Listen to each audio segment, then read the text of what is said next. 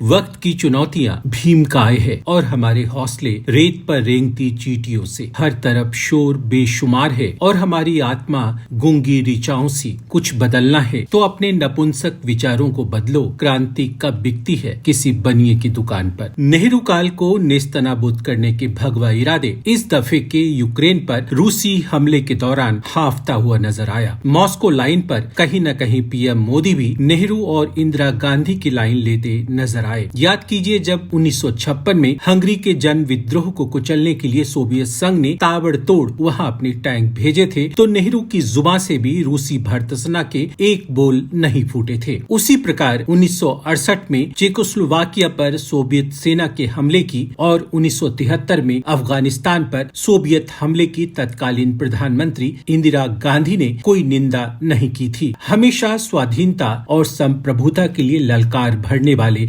भारत की इस बार संयुक्त राष्ट्र में चुप्पी क्या साबित करती है? सवाल यही सबसे बड़ा है। खैर छोड़िए इन गैर जरूरी बातों को, हम आगे बढ़ते हैं। यूक्रेन में फंसे हजारों छात्र छात्राओं को सकुशल स्वदेश लाने के लिए भारत सरकार ने ऑपरेशन गंगा चलाया और मोदी सरकार के 24 मंत्री इस कार्य में जोत दिए गए। इसी क्रम में नागरिक उड्डयन मंत्री ज्योतिरादित्य सिंधिया भारतीय छात्र छात्राओं की भारत वापसी के लिए यूक्रेन की सीमा से लगे रोमानिया पहुंचे। उन्होंने फंसे छात्रों के समक्ष अपना जोरदार उद्बोधन पेश किया। हम आपकी सुरक्षा और बचाव के लिए दिन रात लगे हैं। प्रधानमंत्री जी हर पल आपकी चिंता कर रहे हैं और वे आपको हर तरह की सुविधा मुहैया करा रहे हैं। ये सुनते ही वहां उपस्थित रोमानिया के मेयर एकदम से उखड़ गए और सिंधिया को डपटते हुए बोले, आप नहीं, हम कर रहे हैं सब। आपके लोगों को भोजन और शेल्टर मुहैया करा रहे हैं, इनका ख्याल रख रहे हैं। खैर सिंधिया ने किसी तरह बात संभाली। वहीं वहां मौजूद छात्र छात्राएं भी बेहद आक्रोशित नजर आ रहे थे। उनका कहना था कि आपकी तारीफ तब होती जब आप हमें सीधे कीव से बाहर निकालते। आपने हमसे कह दिया कि बॉर्डर तक अपने आप पहुंच जाओ। कुछ ऐसा ही वाकया जनरल वीके सिंह के साथ हुआ। वे भी एक विमान लेकर फंसे छात्रों की देश वापसी के लिए पहुंचे थे। वहां पहुंचकर उन्होंने मौजूद छात्र छात्राओं से सबसे पहले भारत माता की जय के नारे लगवाए। माहौल में खूब जोश दिखा, पर